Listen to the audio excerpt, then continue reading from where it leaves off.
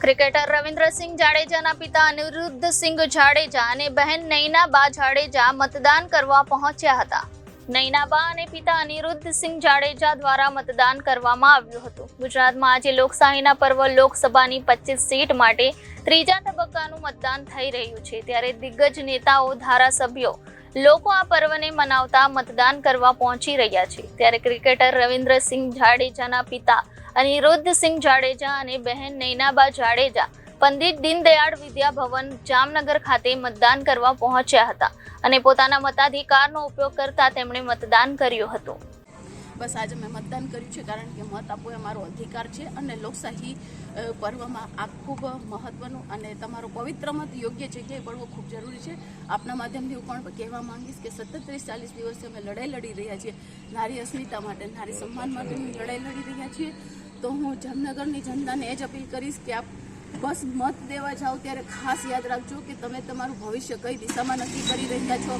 40 દિવસથી એક સમાજ, ખૂબ મોટો સમાજ કે જે પોતાની લડાઈ લડી રહ્યો છે અને જે સરકાર એને સાંભળી નથી રહી, તો તમારે એ વિચાર કરવાનો છે કે ભવિષ્યમાં તમારી સાથે જો કોઈ આવો પ્રશ્ન થશે તો શું આ સરકાર તમને સાંભળશે, શું આ સત્તા પક્ષ તમને સાંભળશે?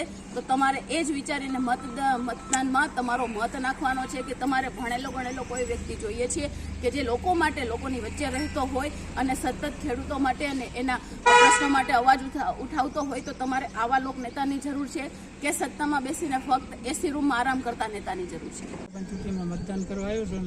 લોકોને અપીલ કરું છું કે દરેક વ્યક્તિ આપનું મતદાન કરે, આપણી ફરજમાં છે. જય માતાજી. બાપુ, આજે રવિન્દ્રભાઈ મતદાનથી વંચિત રહ્યા, આવી નથી શક્યા, શું કહેશો? આજે એની કારણ કે સિરીઝ ચાલે છે, કોઈ આવી શકે એવી કન્ડિશન નથી, એના અનુસંધાનો આવી શકે નહીં.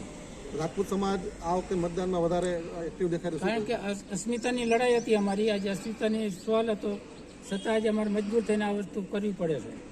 શું રાજપૂત સમાજને શું મેસેજ આપશો તમે? રાજપૂત સમાજ મારી અપીલ છે કે આપણે અસ્મિતાની લડાઈ સુધી લઈ જશે. આ લોકોએ આપણે વિરુદ્ધમાં આવેલા છે, આ સુધી આપણે કોઈ જવાબ નથી દીધો, આપણે કોઈ ગણના નથી લીધી રાજપૂત સમાજની.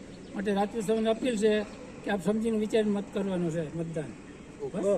રિપોર્ટર મિલન જોશી, જનાદેશ ન્યૂઝ, રાજકોટ.